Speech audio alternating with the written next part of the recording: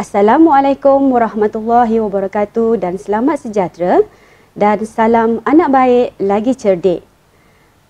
Alhamdulillah, bersyukur saya kehadrat ilahi kerana dengan izinnya dapat kita bersama hari ini untuk mendengar satu taklimat prasekolah bagi tahun 2021. Saya Cikgu Rosnita binti Busra, Guru Penyelaras Prasekolah SK Taman Warisan Puteri, akan berkongsi maklumat yang berkaitan dengan pengurusan prasekolah.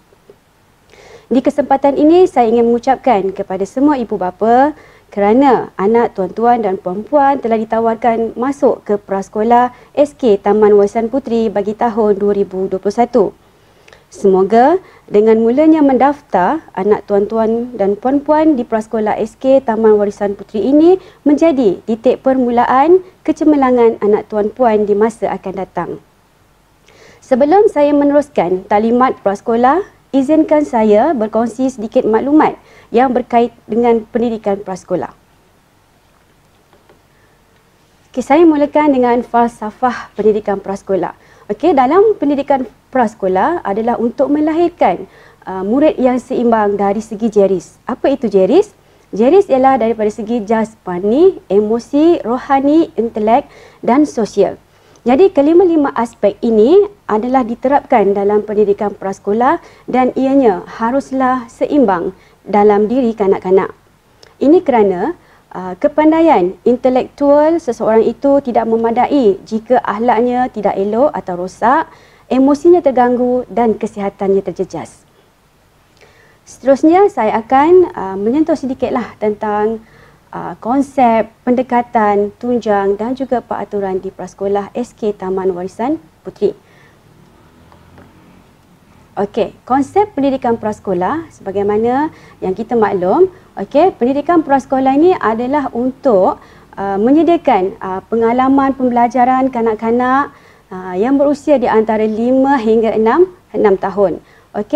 Selain itu, ianya adalah merupakan pendidikan prasekolah ini sebagai persediaan sebelum mereka masuk ke tahun 1 secara formal.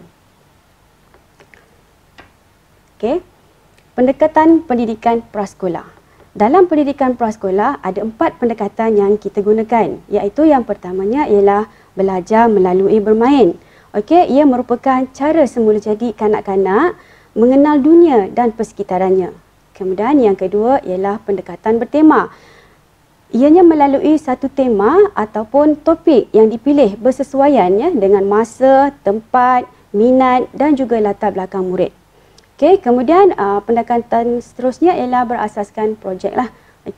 Dalam projek ini merupakan pengajaran dan pembelajaran yang bertujuan untuk menggalakkan kanak-kanak belajar melalui pengalaman konkret. Dan terakhir sekali ialah pendekatan bersepadu. Ianya sebagai kesepaduan di antara tunjang-tunjang antara teori dan amali, kemahiran dan nilai murni serta pembelajaran yang mungkinnya berpusatkan guru dan juga berpusatkan murid.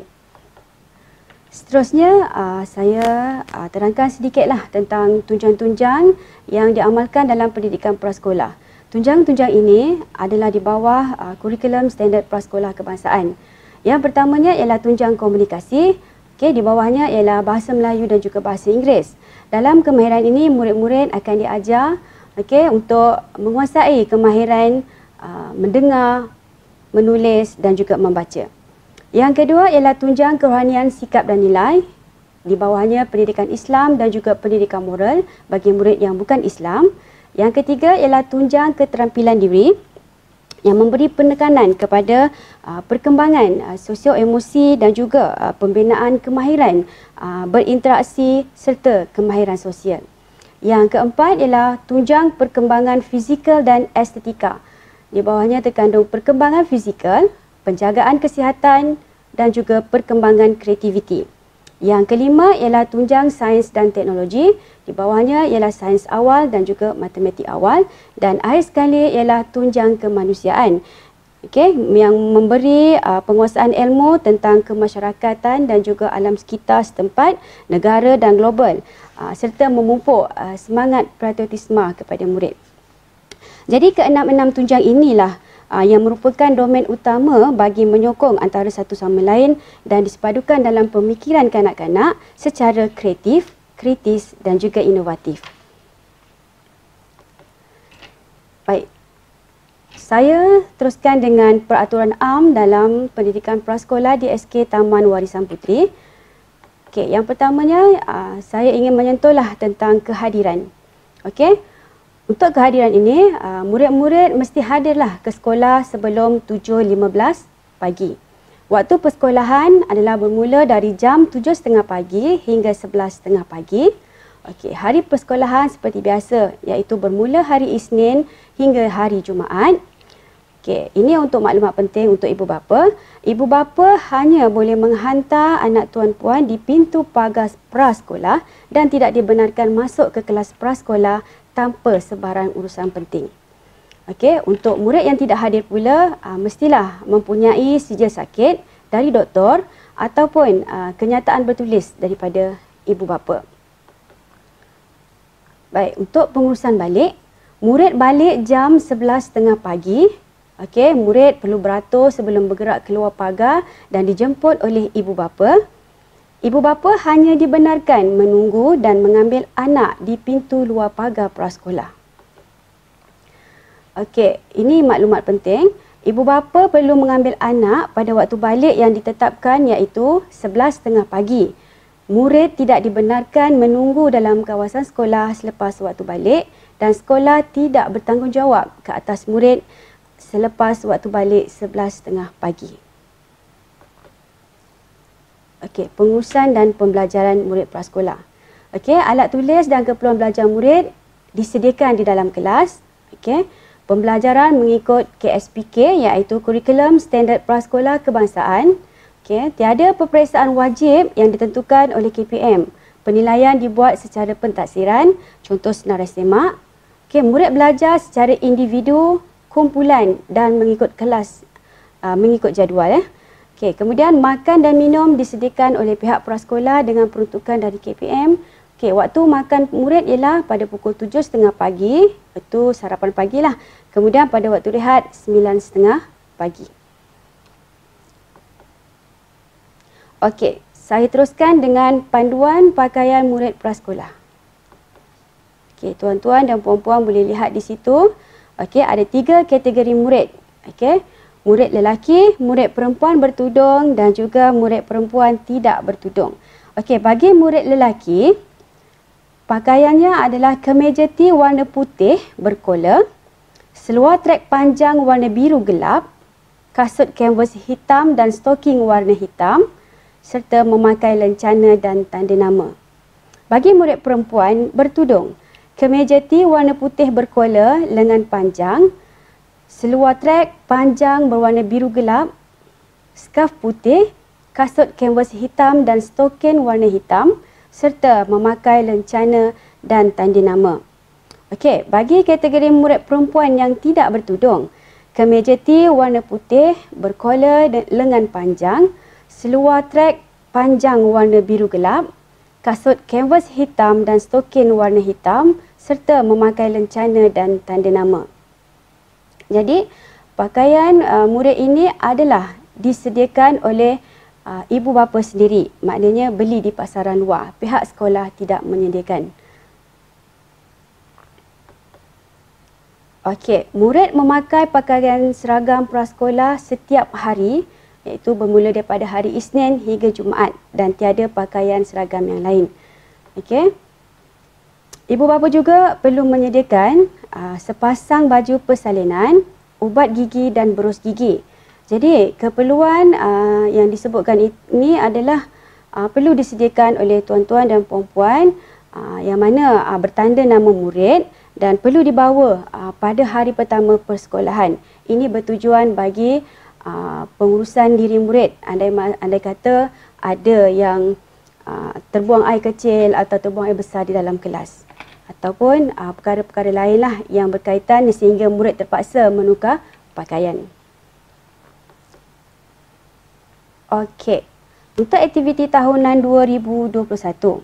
Okey, sepanjang tahun biasanya pihak prasekolah akan mengadakan aktiviti-aktiviti tahunan lah. Okey, Antara aktiviti yang dilaksanakan adalah yang pertamanya ialah minggu orientasi. Minggu orientasi ini biasanya dilaksanakan dalam tempoh seminggu atau 2 minggu lah bagi mendedahkan murid untuk membiasakan diri dengan persekitaran di prasekolah. Yang kedua ialah aktiviti sukaneka ataupun sukan tahunan sekolah lah. Biasa program ini akan dilaksanakan bersama program sekolah. Yang ketiga ialah program kesihatan. Biasanya program ini bersama dengan pejabat kesihatan. Mereka akan membuat rawatan kesihatan dari penjagaan kesihatan diri dan juga kesihatan gigi. Yang keempat ialah program hari jadi. Biasanya program ini dilaksanakan dalam 3 sesi, iaitu yang menyambut pada awal tahun, pertengahan tahun dan juga akhir tahun. Yang kelima ialah pertandingan sempena bulan kemerdekaan. Okey, dalam pertandingan sempena bulan kemerdekaan ini biasanya lah dilaksanakan pertandingan sajak, pakaian beragam, tulisan cantik dan juga mewarna. Seterusnya yang keenam adalah program lawatan. Biasanya akan dirancang pada awal tahun dan dilaksanakan pada pertengahan tahun. Okey, seterusnya yang ketujuh ialah program kecemerlangan membaca. Program ini sangat dititikberatkanlah oleh Prasekolah SK Taman Warisan Puteri kerana melalui program ini dapat mendidik anak-anak supaya menguasai kemahiran mengenal huruf sehingga kita hendak mencapai objektif murid sifar buta huruf dan juga murid-murid dapat menguasai kemahiran membaca. Okey, kemudian yang ke-8 ialah jamuan raya, iaitu biasanya akan disambut pada bulan Syawal, iaitu di penghujung Syawal lah. Okey, yang ke-9 ialah majlis penyampaian sijil tamat prasekolah. Majlis ini biasa diadakan untuk menghargai murid-murid yang telah berjaya, yang menguasai pelbagai kemahiran dengan cemerlang serta memberikan sijil tamat prasekolah. Okey, kemudian yang ke-10 ialah karnival prasekolah. Okey, program ini dilaksanakan di peringkat PPD dan biasanya kami di prasekolah akan turut serta setiap program yang dijalankan dalam karnival prasekolah peringkat daerah. Okey. Di sini saya ingin fokuskanlah kepada program kecemerlangan membaca. Okey. Sepanjang tahun murid akan dibekalkanlah dengan beberapa modul. Yang pertamanya ialah modul yang pertama, modul untuk murid menguasai kemahiran mengenal huruf. Okey, kita target sampai penghujung tahun tiada murid yang buta huruf. Jadi program ini kita laksanakan dengan penuh kesungguhan di mana setiap penguasaan murid kami akan berikan ganjaran sebagai motivasi dan semangat untuk mereka terus menanam minat membaca. Kemudian kita teruskan modul kedua iaitu untuk murid menguasai kemahiran membaca perkataan. Jadi selepas murid menguasai kemahiran membaca perkataan, biasa modul dua ni adalah perkataan suku kata terbuka. Okey, bila sudah menguasai modul 2 juga kita akan berikan ganjaran dan selepas itu akan diberikan modul ketiga. Okey, modul 3 ni aras yang lebih tinggi sikitlah, menguasai kemahiran membaca yang mengandungi perkataan suku kata tertutup. Jadi ketiga-tiga modul ini perlu dikuasai murid lah untuk memastikan objektif penguasaan kemahiran membaca dapat diperolehi oleh murid-murid prasekolah SK Taman Warisan Puteri. Jadi saya rasa setakat ini sahaja untuk taklimat ringkas mengenai kemasukan murid prasekolah bagi tahun 2021. Sekian, terima kasih.